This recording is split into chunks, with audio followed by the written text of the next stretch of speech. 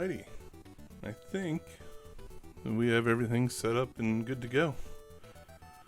Or at least good enough to go. Which is amazing because I have no idea what I'm doing. This is obviously my first time with the streaming thing.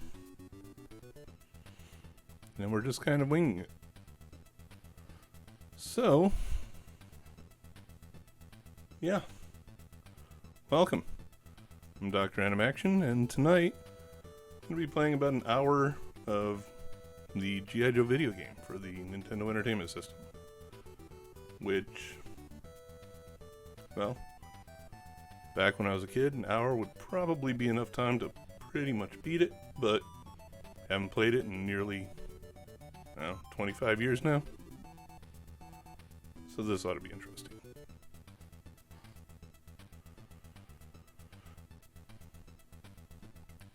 Alright, so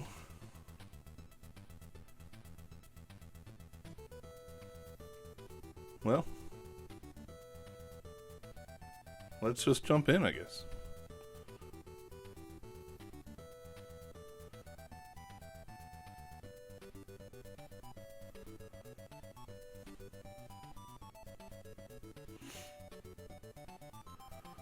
Sorry, there's a lot of screens involved in this, and I'm not really sure what any of them mean, so I'm kind of bouncing between to make sure things are working the way I'm expecting them to, or that quality is okay, but for this first stream, I guess I'll just try to ignore those and play the game.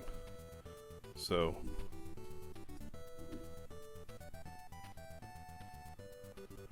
alright, here we are in the home screen. Get our little initial briefing from the 1989 version of General Hawk.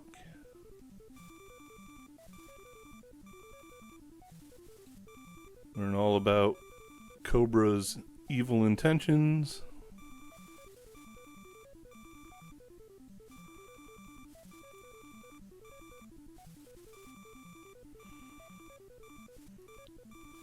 Alright. Time for Duke to lead a mission into the Amazon. So, for this first mission, we have to pick 2 other team members from our options of Blizzard, Snake Eyes, Captain Gridiron, and Rock and Roll. And in keeping with my standard choices from when I was a kid, we'll start with Snake Eyes, who has the benefit of not requiring any ammunition for his weapon, and Captain Gridiron.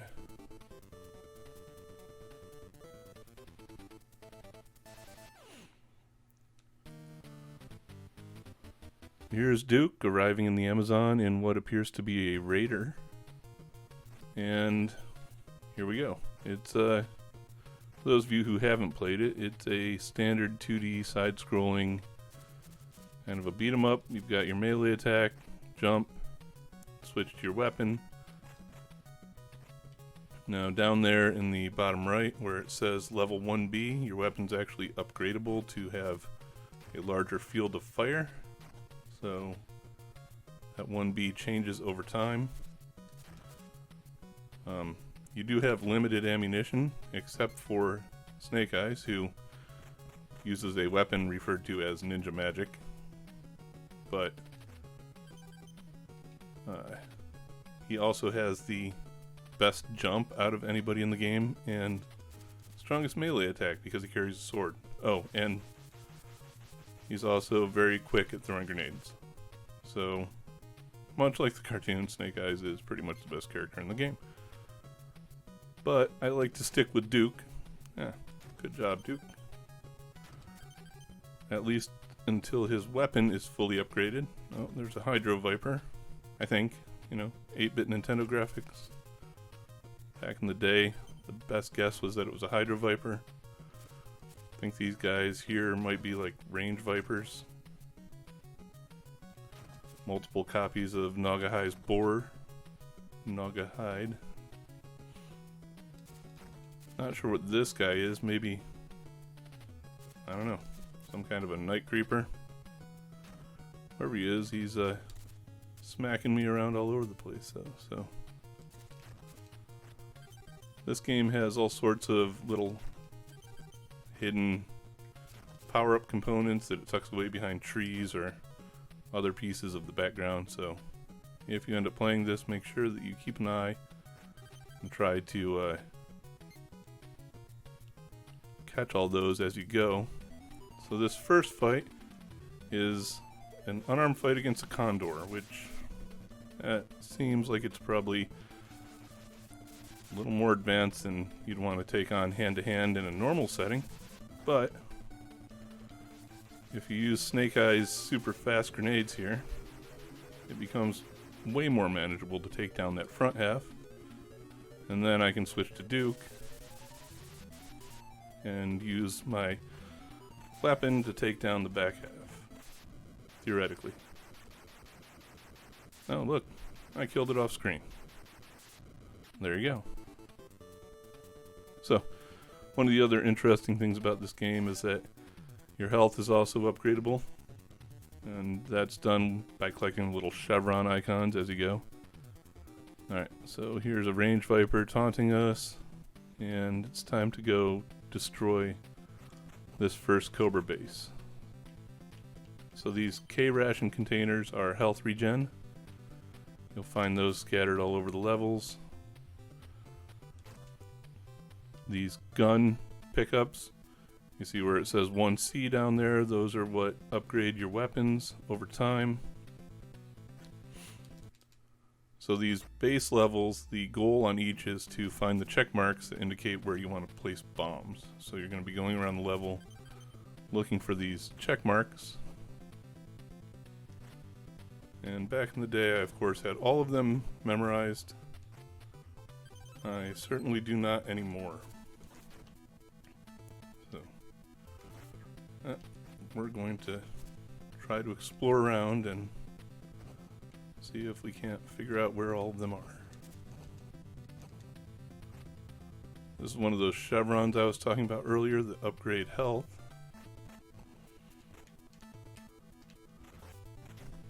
Now in the best 80s fashion, this particular game does have respawning enemies, so if you don't want to fight the same guys over and over again, make sure you're not doubling back on the screen as you go.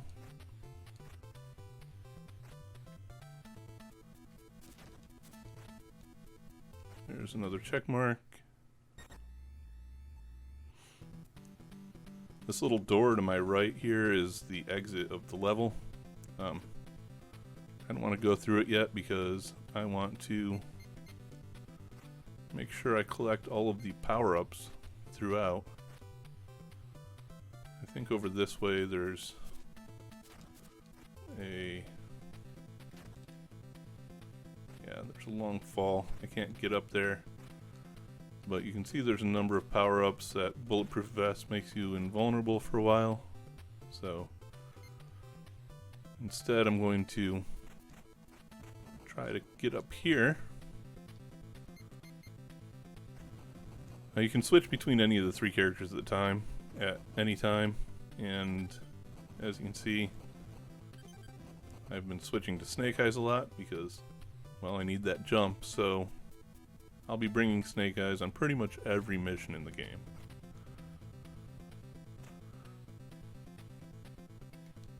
So, just doubling back over here, see if there's any power-ups I can collect to increase my health or upgrade my weapon a little more. Now, in terms of what the upgrade does, I don't know if you noticed, when I first started the game I had 2 rings that shot out of my rifle, but now because I'm level 2, I have 3 rings that shoot out, and that continues to upgrade as you go up through, I think, level 4 if I remember correctly. So it gives you a bigger spread, better attack options.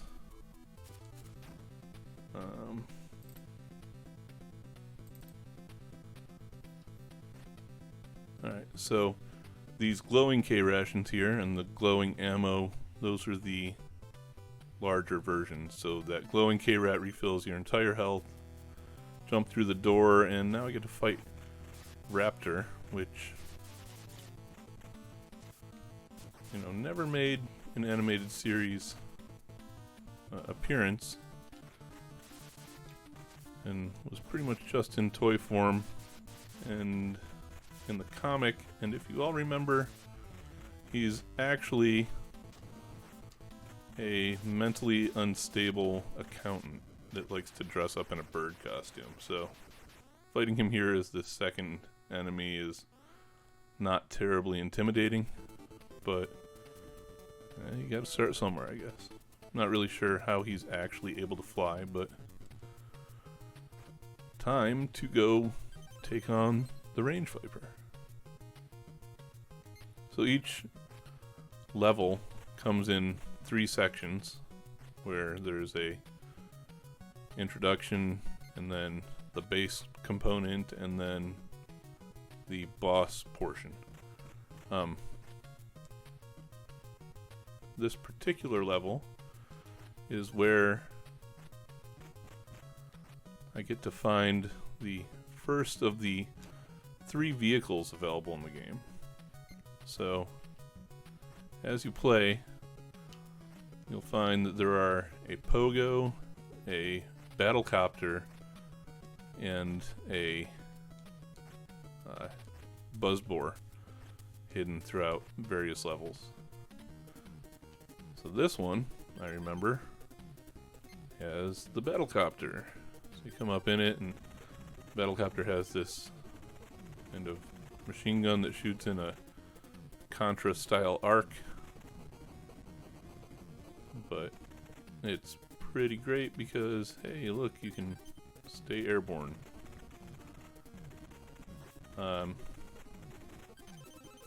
You will notice, though, that the health on the battlecopter is lower than Duke's own health, because you only get 4 hits in a vehicle before it's gone forever.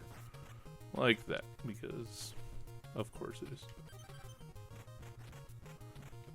Alright. Some Rock Vipers, so new enemy type, and now I'm off to fight the Range Viper, which,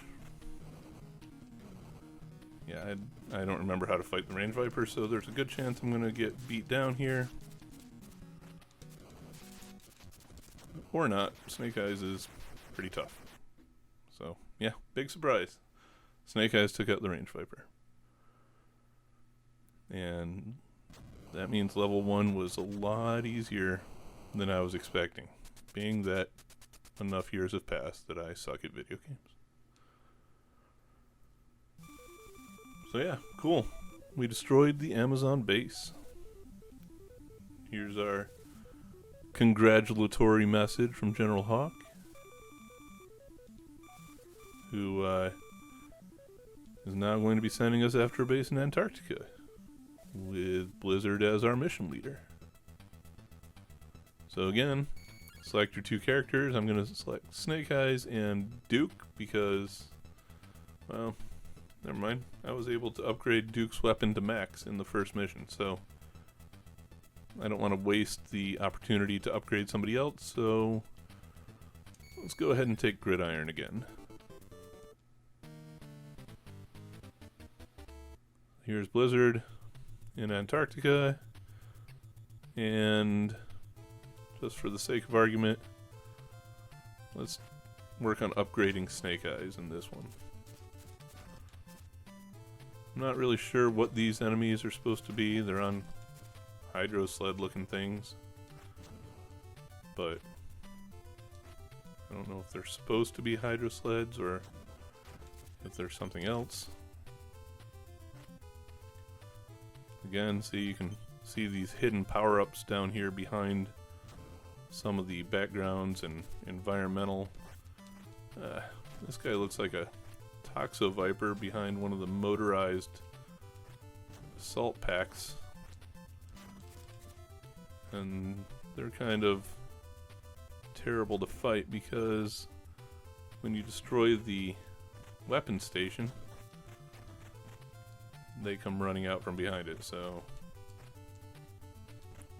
also throughout this level you have to kind of keep on the move because those missiles in the background. Ah, of course. And Snake Eyes is dead. Well, that's disappointing. Okay. Let's try Blizzard instead. That's about what I was expecting when I started this game, to be honest. I'm surprised it didn't happen sometime in that first level, but here we... now Blizzard's dead. Good job. Good thing I'm an animation-focused channel and not a video game-focused channel. Because that would make for some disappointing videos.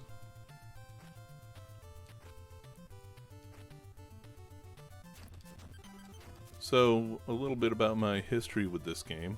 I actually bought this game with my own money that I'd saved from chores and other such income sources when I was a kid, of which I didn't have many, but I knew this game was coming out. I'd read about it in some magazine or another and scrimped and saved every last cent that I could until I had the $55 that I needed back in 1990, whatever, no, 80, whatever. Not really sure what year it came out, I don't remember, but scrimped and saved until I had all of that money and was able to go to Kmart and buy the game. And I remember that my mom let us stop at Kmart on the way to pick up my dad from work, and picked up the game and then had to wait for my dad to finish work before I could go home and play it. So I just sat in the back of the car reading the instruction manual.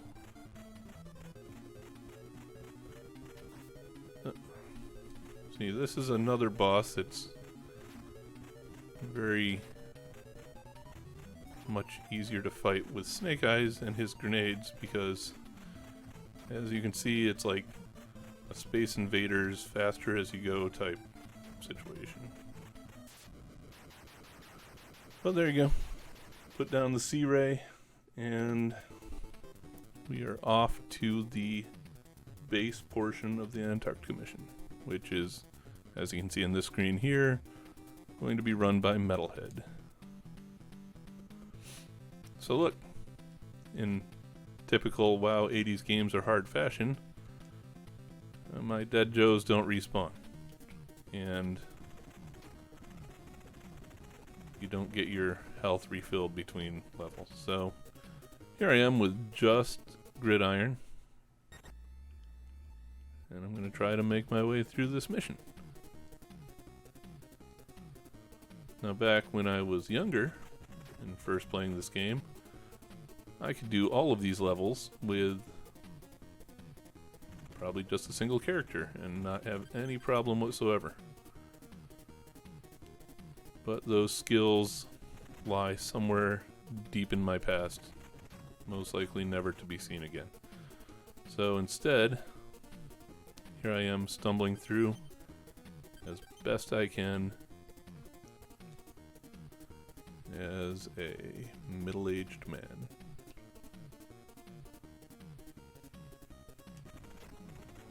So, you may have noticed that the first base level had 2 bombs. Oh, of course, lost my battlecopter. But these later levels continually increase in the number of bombs so that you have more to find as you go. So in this one, I believe that there are 3 bombs that are going to need to be found before we can advance to the boss level.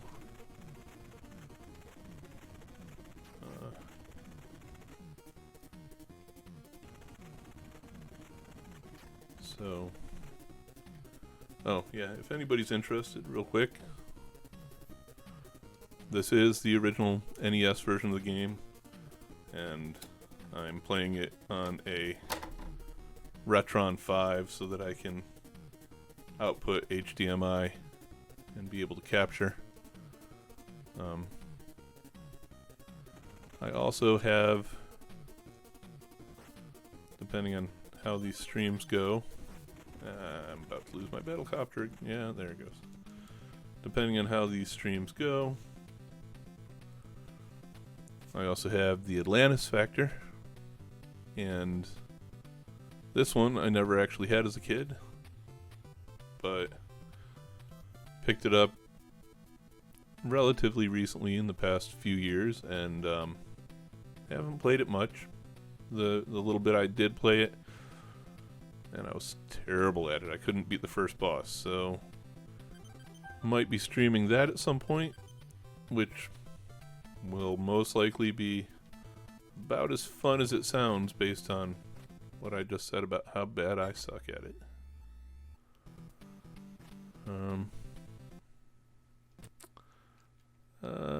Yeah, my game just froze. Here I was talking about playing it on the Retron, and oh no, it's gone. All right, well, gotta love those technical hitches and a first-time stream. Oh, there you go. System rebooted. Let's see if it made a save state for me or not.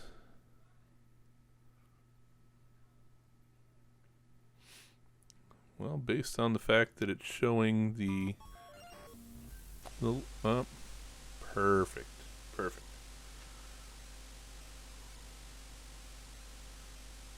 All right. Well, let's see.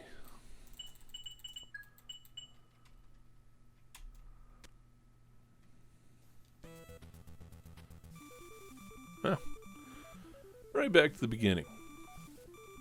Guess I probably should have recorded that password at the end of the first level.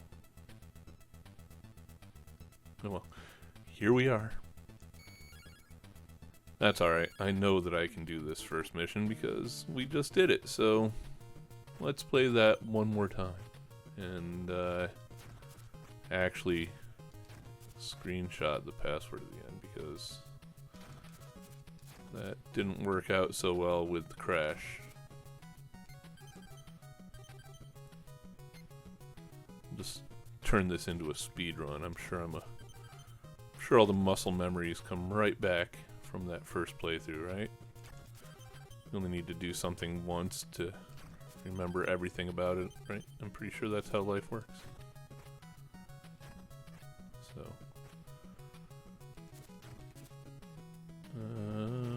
hey, so far so good. Look at that, not even taking a hit, which is about the time I'm going to be taking a hit, I'm sure.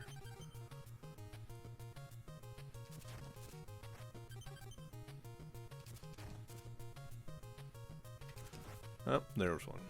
It was only a matter of time. I do wish that the enemies in this game were easier to identify, but I mean, given the time period and the hardware it's on, I'm just happy that anything is able to be identified. So, small blessings, I guess, right? Anyway, let's take out this condor. There we go. One condor down. I imagine taking out an aircraft in real life with a combination of hand grenades and just a bit of small arms fire is slightly more difficult than it appears in this game. But, you know, then again, I'm not a G.I. Joe, so who knows? Alright, we'll run back through here, see if maybe we can knock this out pretty quick. Nope, looks like my stream is a little iffy at best, which, well, I'll probably have to figure out. But hey, we're going to keep going as if everything is a-okay. Mostly because not only am I streaming, but I'm recording to be able to post this on YouTube as a Let's Play, and well, that doesn't have to be concerned with my bandwidth because that's a completely different consideration. So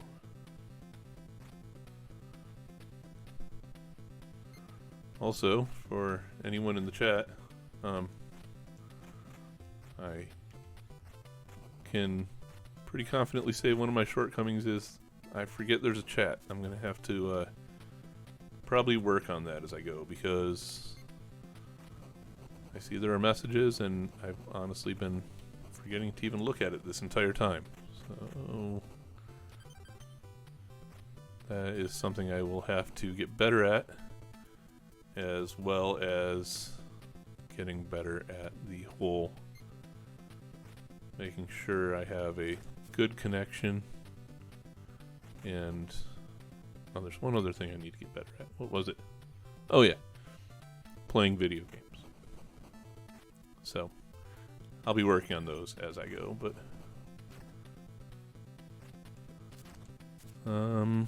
yeah, making pretty good progress this time through. Pretty much done with the base level, and here we are again, fighting Raptor once more, because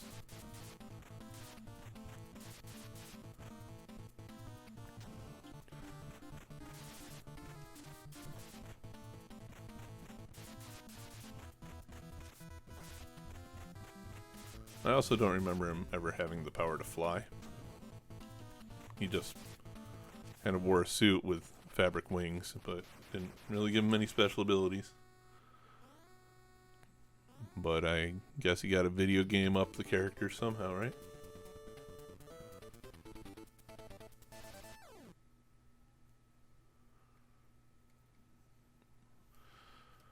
Alright, so it looks like this stream has pretty much completely frozen on me. Everything is tanked, and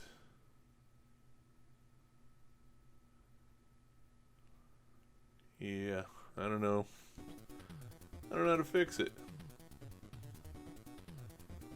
My guess is that my router's gonna need a reboot here soon. I know that there are other people in the house doing other things online. I don't know how much of that is sucking up bandwidth, but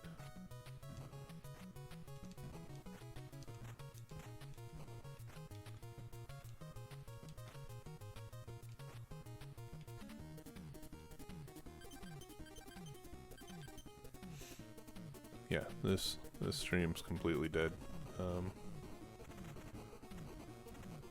But hey, we'll keep playing it for purposes of creating a Let's Play, so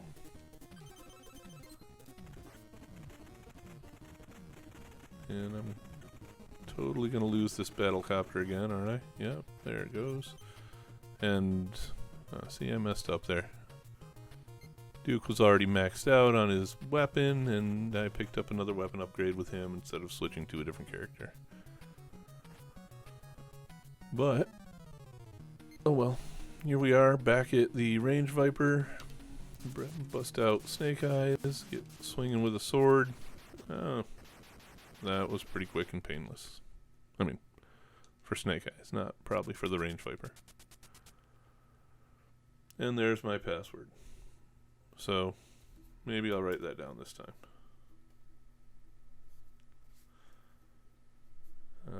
Writing passwords. Now there is some muscle memory.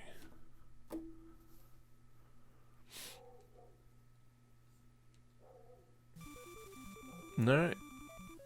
So there we go. We finished the first mission. Twice. But the stream's broken, and I don't know how to fix it, so for the purposes of what we're doing right now, I say we just call it good that can be our first level Let's Play, and we'll end it there. And I will pick this up again with my freshly recorded password next time. So, thank you all for watching. Neighbor's dogs say thank you as well. And I'll see you again on the next stream. Stay tuned and stay tuned. Because cartoons. Later.